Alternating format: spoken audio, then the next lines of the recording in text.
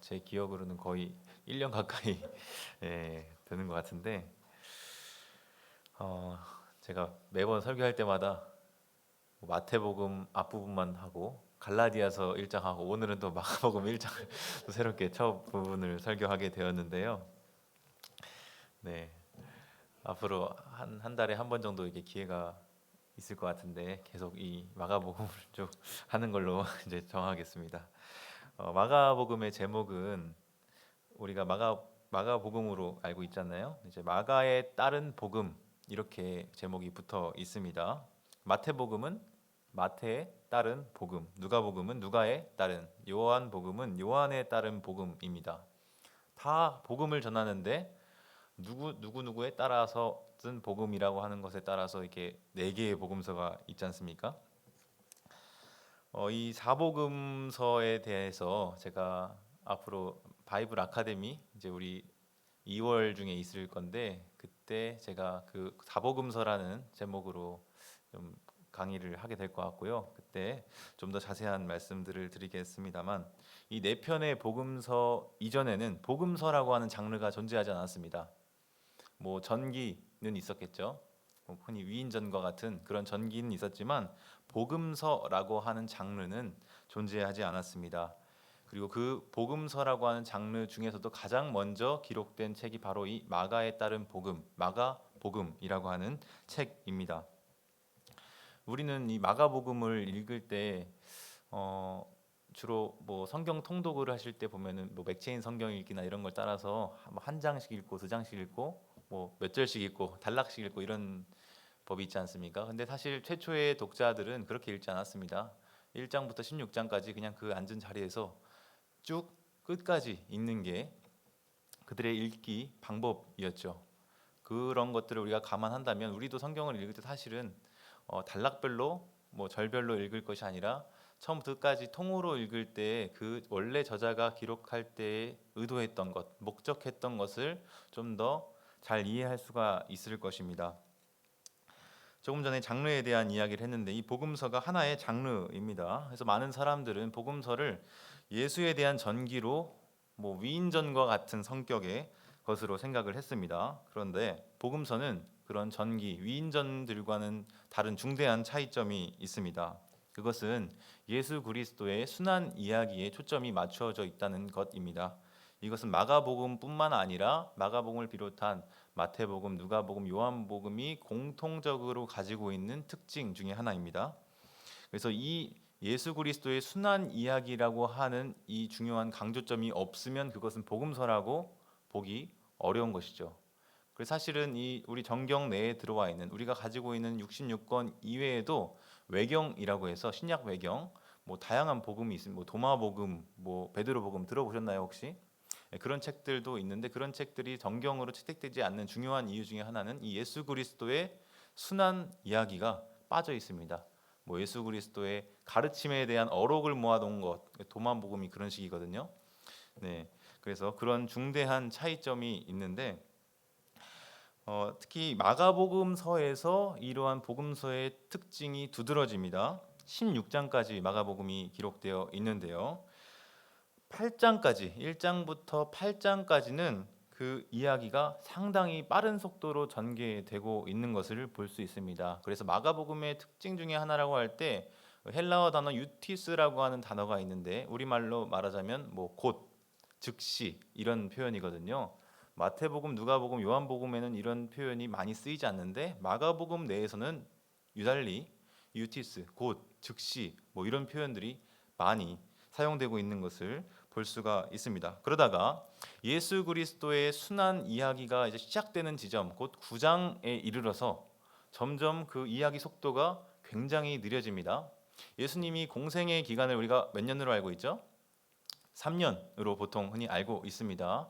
그런데 이 3년 중에 십자가에 달리시기까지의 그 일주일을 9장부터 16장까지 거의 마가복음 절반의 분량을 할애해서 기록하고 있다는 점은 우리가 주목해 볼 만할 것입니다.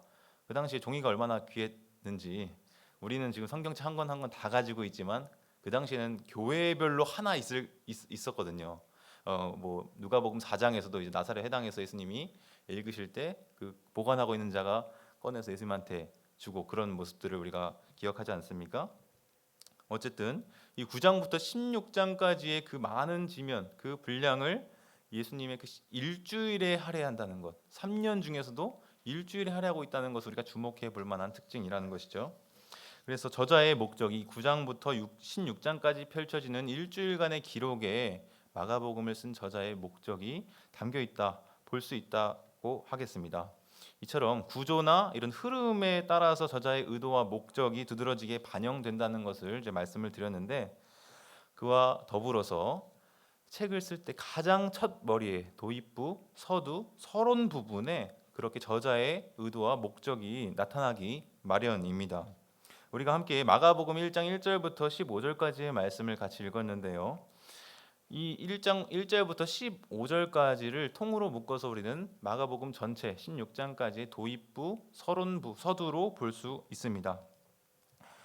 이 부분을 잘 이해해야 16장까지의 내용을 여는 열쇠를 우리가 갖게 되는 것이죠. 우리가 어떤 책을 접할 때 그 정보를 얻기 위해서 무엇을 가장 먼저 보십니까?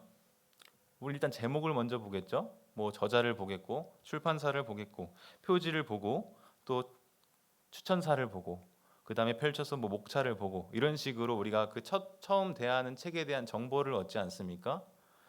마찬가지로 우리가 지금 이 시대에는 그런 식으로 정보를 접했지만 그 고대 시대에는, 그 당시에는 그런 장치들이 전혀 없잖아요, 책에.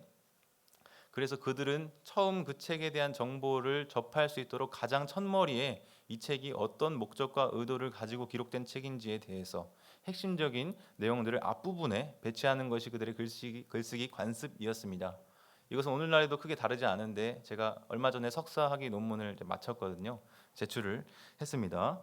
그래서 대학원 졸업을 앞두고 있는데, 제가 그 석사 논문 글쓰기 이제 하면서 느꼈던 것이, 또 배웠고 지적받았던 것이, 서론에서 이 논문이 말하고자 하는 핵심과 요지들을 다 써야 된다는 거예요. 네, 그래서 그것을 이 당연한 그 학술적인 논문의 글쓰기의 방식이고요.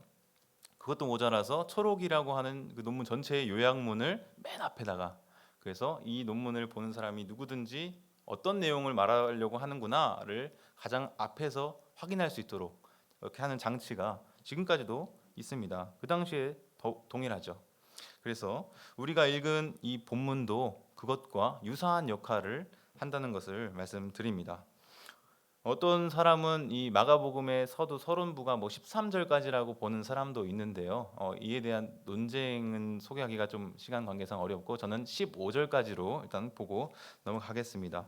이 15절까지의 내용에서는 그 안에서도 몇 가지 부분으로 나뉘어집니다. 여러분들 가지고 계신 성경책에서도 뭐 단락이 구분이 되어 있으면서 소제목이 달려 있죠. 이것은 원래 성경에는 있는 것이 아닙니다. 네, 이 성경책을 출판한 그 출판사에서 이제 임의로 이렇게 적어놓은 것인데, 뭐 대부분 편의를 위해서, 독자들의 이해를 돕기 위해서 이렇게 마련한 장치들입니다. 제가 이제 살펴보고자 하는 단락 구분도 이것과 크게 다르지 않은데요. 1절부터 8절까지, 그리고 9절부터 11절, 12절, 13절, 그리고 14절, 15절 이렇게 각각 따로따로 부분이 나뉘어져 있죠. 네, 제가 가진 성경책에 그런데 아마 여러분도 그럴 것입니다. 이것과 동일하게 저도 이 문단을 따라서 오늘 말씀을 살펴보겠습니다. 단 한 가지 차이가 있다면 1장 1절을 저는 별도로 따로 떼어서 본다는 것입니다. 같이 1장 1절 말씀을 읽어봤으면 좋겠습니다. 앞에 보이실 텐데 읽겠습니다. 시작. 하나님의 아들 예수 그리스도의 복음의 시작이라. 1장 1절을 보시면 몇 가지 단어가 나열되어 있습니다. 여러분 눈에 어떤 단어들이 보이십니까? 하나님, 아들, 예수, 그리스도, 복음, 시작. 총 6단어네요. 마가복음이 원래 기록된 언어인 이 헬라어도 우리가 가진 성경과 마찬가지로 6가지 단어가 있는데, 특별히 조금 차이가 있습니다. 먼저 순서 면에서 차이가 있습니다. 우리는 하나님, 아들, 예수, 그리스도, 복음의 시작입니다.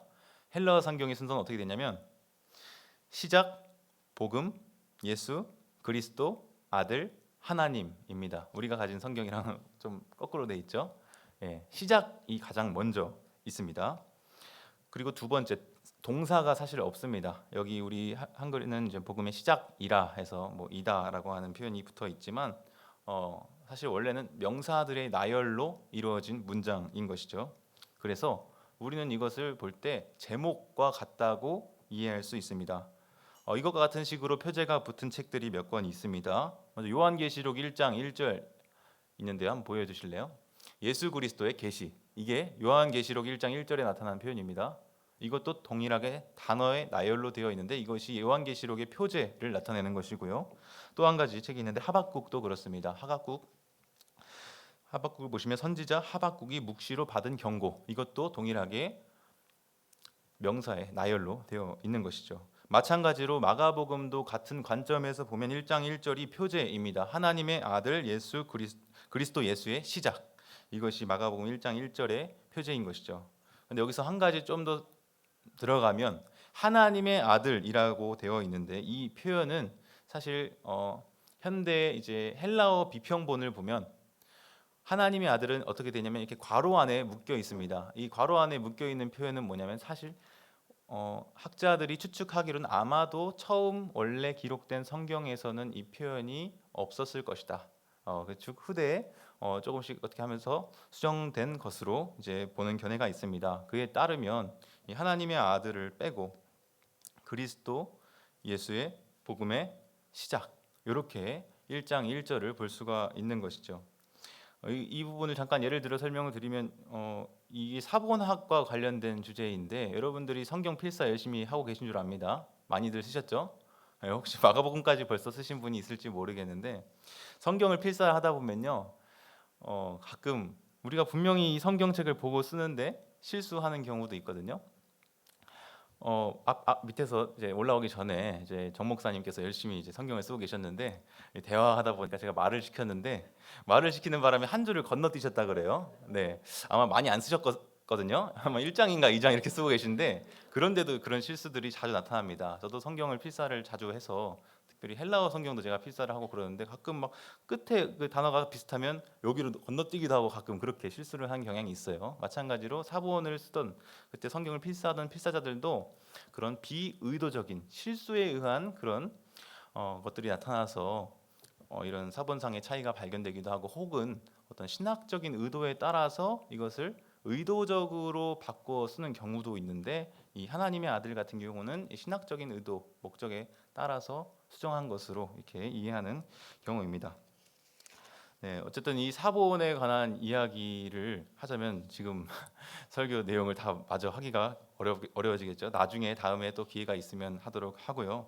어쨌든 그래서 이 1장 1절이 원래 쓰였던 표현을 우리가 다시 복원해 본다면 이럴 것입니다. 그리스도 예수의 복음의 시작, 이렇게 이해를 할 수 있는 것이고 이것이 마가복음의 표제, 제목과 같다고 볼 수 있는 것이죠. 여기서 조금 더 나아가면 그리스도라는 표현은 사실 헬라식 표현이거든요.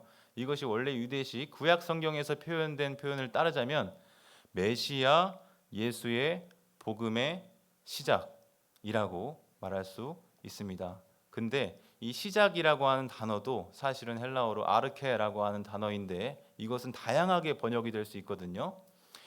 초보, 입문 이런 식으로도 이 아르케라고 하는 단어가 번역이 될 수 있습니다. 그래서 우리말 성경에서는 그냥 복음의 시작이라라고 표현했지만 사실상 이 표현은 메시아 예수의 복음 입문 이렇게도 이해할 수 있는 것입니다. 저는 그러한 해석을 지지하는 편인데요. 어쨌든 이 표제를 볼 때 이 전체 책의 내용을 우리가 알 수 있는 것이죠.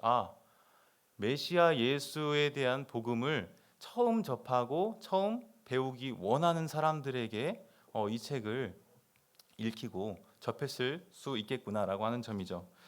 이러한 이해 가운데 그 다음에 이어지는 내용들을 쭉 살펴볼 텐데요. 2절, 3절 한번 보시면요. 2절부터 15절까지는 이제 복음서의 이야기 내용이 본격적으로 펼쳐집니다. 그런데 뜬금없이 2절은 어떻게 시작하나요? 2절 말씀 보실까요? 선지자 이사야 글에 기록되었다 이렇게 시작하거든요. 2절 내용이.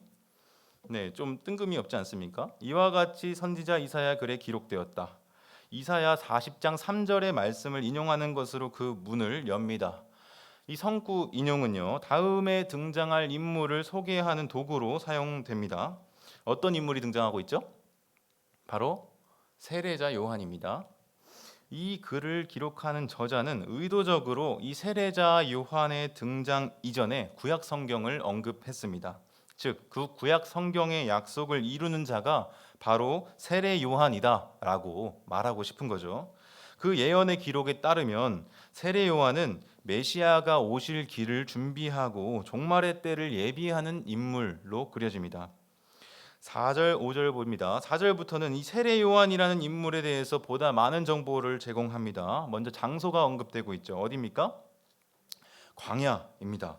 앞에 구약 성경 인용에서도 나타나는 장소와 일치합니다. 거기서 그는 무엇을 합니까?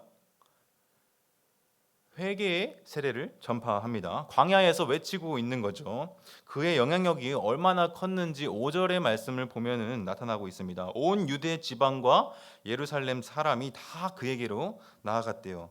사실 이거를 문자적으로 보면 그대로 받아들이기 좀 어렵죠. 온 유대 지방 예루살렘 사람들이 다 몰려갔다라고 말하면 이거 어떻게 받아들여야 됩니까? 아마도 수사적인 과장으로 이해하는 것이 좋겠습니다. 그만큼 많은 사람이 이 세례 요한에게 찾아가서 죄를 자복하고 그에게 세례를 받았다는 말이 하고 싶은 거죠.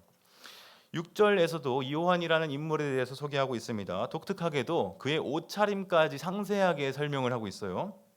어떤 옷을 입었습니까? 낙타 털 옷을 입었대요. 독특하죠. 그리고 허리에는 무엇을 띠었다고 말합니까? 가죽띠를 띠었대요. 먹는 음식까지도 알려져요. 메뚜기 그리고 석청 즉 야생 꿀을 먹었다고 말하고 있습니다. 여러분, 마가복음이 메시아 예수에 대한 복음을 가르치면서 전하면서 왜 이런 이야기를 적고 있을까요? 의도가 있을까요, 없을까요? 있겠죠. 그러면 그 의도는 뭘까요? 모르겠는데요. 네, 그게 당연한 반응입니다. 네, 그런데 오늘날 이 부분을 접하는 우리는 잘 모르겠는데 이 당시에 원래 이 마가복음을 받았던 청중들, 독자들은 이것을 보고 떠오르는 게 있었다는 거죠.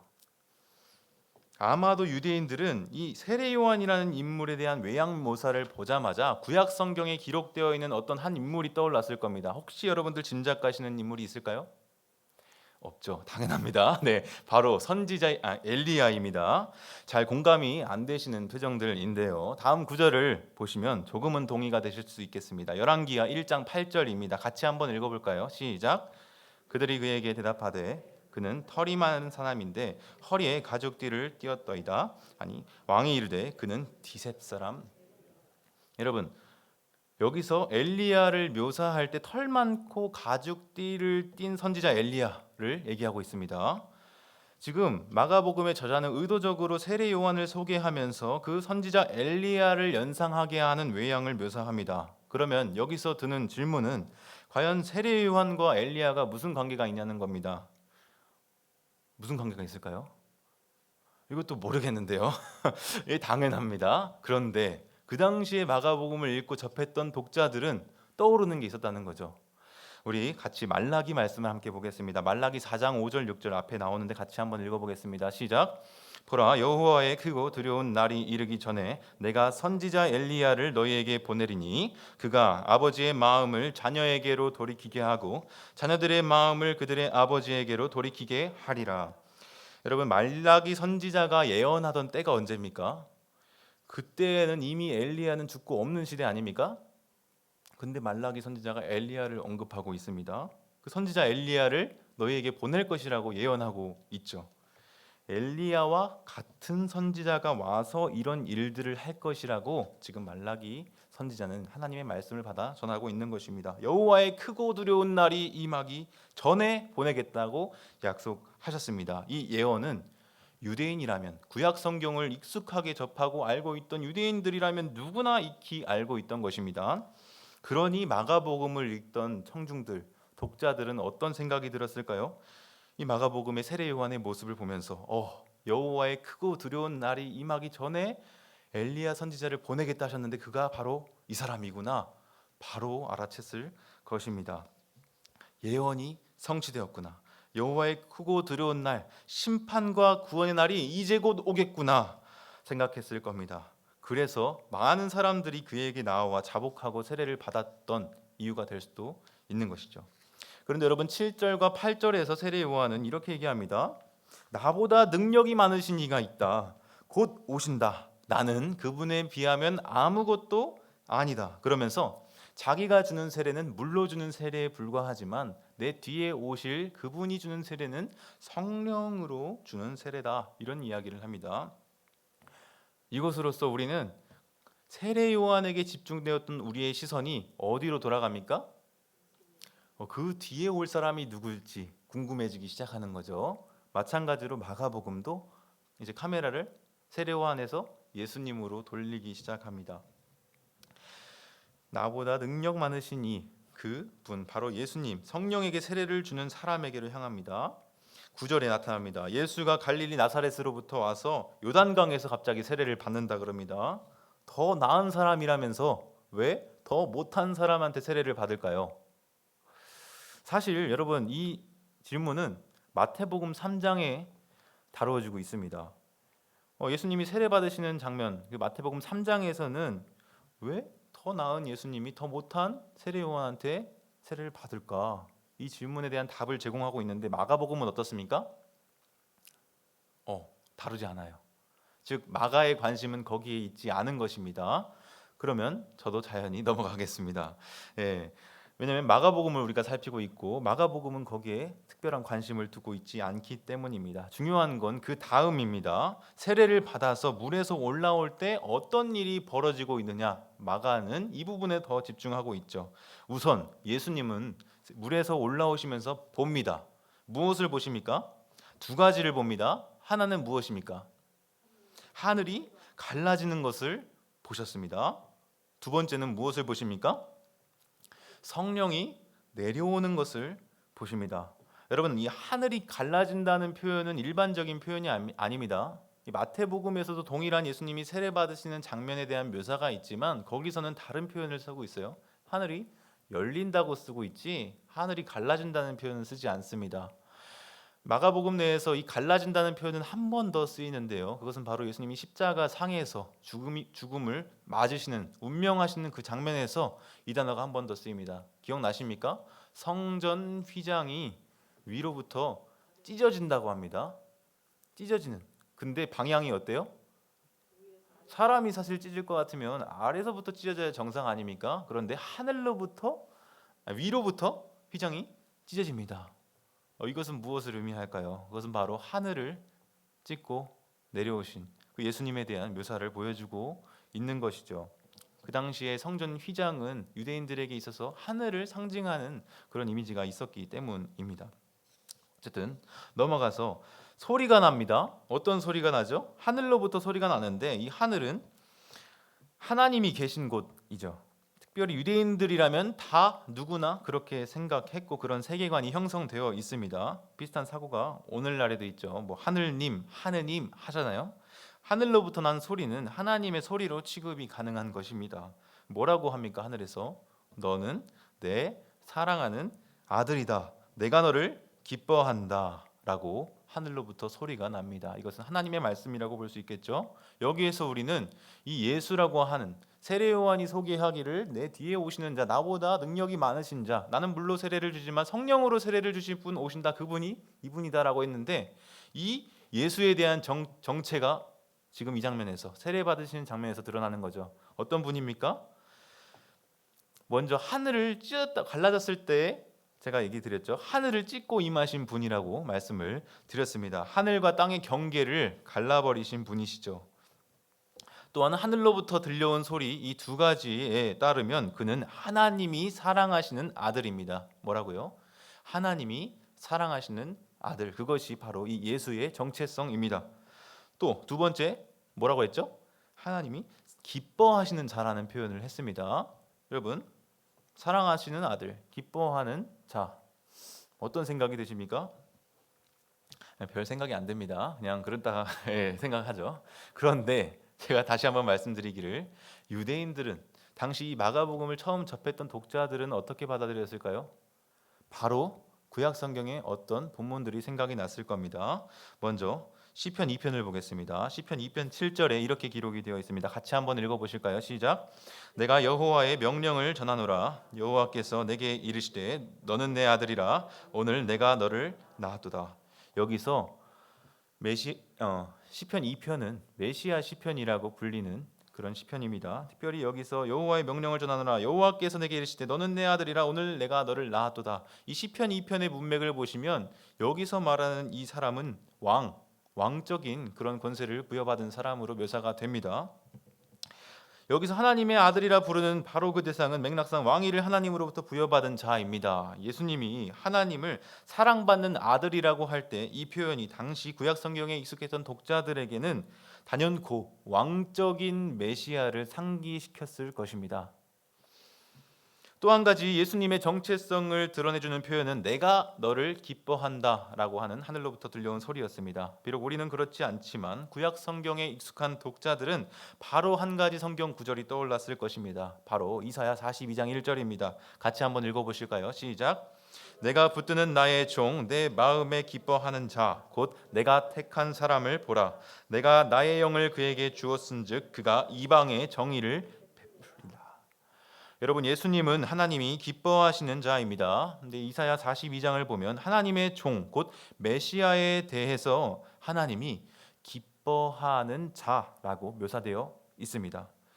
또한 세례를 받으실 때 성령이 자기에게 내려오시는 것을 보았다고 언급되어 있는데 마찬가지로 하나님은 그의 종 메시아에게 자신의 영을 주어서 일하게 하신다라고 말씀하셨습니다. 따라서 여러분, 이러한 구약 성경의 언급을 배경으로 볼 때 예수님은 하나님의 종 메시아로서 하나님의 영을 받아 정의를 베푸는 사역을 행하는 분으로 우리는 이해할 수 있을 것입니다. 그런데 여러분, 이어지는 대목에서 다소 갑작스러운 상황이 연출됩니다. 바로 그 영이 예수님을 어디로 몰아냅니까? 광야로 몰아냅니다. 여기서 몰아내다라고 하는 그 단어가 에크발로라고 하는 헬라어 동사가 사용이 됩니다. 그런데 이 동사가 사용된 또 다른 본문이 있는데 특별히 에덴에서 아담과 하와가 쫓겨날 때에도 이와 동일한 동사가 사용되어 있습니다. 원래는 히브리어였겠죠. 근데 이 히브리어를 그리스어로 옮긴 70인역이라고 하는 본문에 이 아담과 하와가 쫓겨날 때 이 에크발로라고 하는 동사로 사용이 되어 있어요.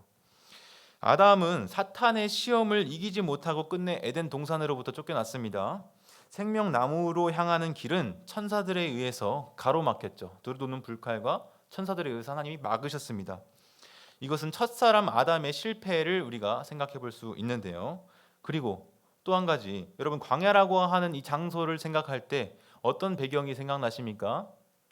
출애굽 이후에 이스라엘 백성들이 광야에서 시험 받으시는 때가 생각나죠. 특별히 예수님 여기서 40일간 시험을 받으셨다고 하는데 이스라엘 백성은 몇 년간 시험을 받았죠? 40년간 광야에 머물렀습니다. 그 40년간 시험을 받던 출애굽 1세대 이스라엘 백성들은 어떻게 되었습니까? 끝끝내 하나님을 신뢰하지 못하고 모세와 여호수아 외에는 단 한 사람도 약속의 땅 가나안에 들어가지 못했습니다. 첫 이스라엘 백성의 실패를 우리가 생각해 볼 수 있죠. 그런데 여러분, 성령에 의해서 광야에 몰려나 그곳에서 사탄에게 시험을 받으시는 예수님은 첫사람 아담과 달리 사탄의 시험을 이기십니다. 그래서 천사들에 의해서 제지되었던 그 아담과는 다르게 도리어 천사들로부터 수종을 받으십니다. 또한 40일간 광야에서 시험을 받으신 예수님은 40년간 광야에서 시험을 받았던 첫 이스라엘 백성과는 다르게 그 시험을 이기셨습니다. 이를 통해 이 마가복음의 저자는 독자들에게 무엇을 말하고 싶은 겁니까? 이 예수가 누구시냐? 첫 아담보다 나은 아담이시며 첫 이스라엘보다 더 나은 참 이스라엘이다라고 하는 것을 이 사건을 통해서 보여주고 있는 것입니다. 그 이후에 예수님은 세례 요한이 잡힌 후에 갈릴리에 오셔서 하나님의 복음을 전파하십니다. 14, 15절입니다. 같이 한번 읽겠습니다. 시작. 요한이 잡힌 후 예수께서 갈릴리에 오셔서 하나님의 복음을 전파하여 이르시되 때가 찼고 하나님의 나라가 가까이 왔으니 회개하고 복음을 믿으라 하시더라. 여러분, 구약 선지자들이 예언했던 그날, 그 때가 찼고 하나님의 나라가 가까이 왔다고 선포하십니다. 그리고 회개하고 복음을 믿으라 말씀하십니다. 원래 성경 독자들이 이 내용들을 접했을 때 무엇을 느끼고 생각했을까요? 사실 현대의 독자들인 우리들은 2000년이라는 시간적인 간극이 있지 않습니까? 문화적으로도 뭐 지리적으로도 여러 면에서 우리는 사실 잘 공감되지 않는 이야기들도 많고, 성경을 우리가 읽을 때 겉으로 드러난 피상적인 내용들만을 보기 때문에 실제 이 성경을 기록한 저자가 기록할 당시에 의도했던 내용들을 놓치기가 쉽습니다. 그러나 구약 성경을 배경 지식으로 다 가지고 있는 이들에게 이 마가복음의 첫 도입부는 큰 충격으로 다가왔을 것입니다. 아니, 나사렛 예수가 그런 분이라니 하고 말이죠. 그리고 그 예수가 전하는 메시아를 귀 기울여 듣게 되었을 겁니다. 그리고 그와 그 메시지를 믿고 따르기로 서약하고 제자가 되었겠죠. 오늘 이 말씀을 듣고 접하는 우리는 어떤 반응을 보이고 있나요? 그리고 어떤 반응을 보여야 할까요? 우리는 잠깐 이 그리스도 예수의 메시아 예수의 복음 입문을 듣고 접했습니다. 예수가 어떤 분인지에 대해서 제가 몇 가지 말씀을 드렸습니다. 아마 굉장히 빠르게 순식간에 여러 지점들을 이야기하는 바람에 놓치고 지나간 것들도 있을 수 있겠죠. 그러나 오늘 우리가 이 말씀을 듣고 대하면서 예수가 어떤 분이고 그가 어떤 일을 행하셨는지를 기억하는 일, 그것은 우리의 신앙과 삶에 직접적인 영향을 미치리라 생각합니다.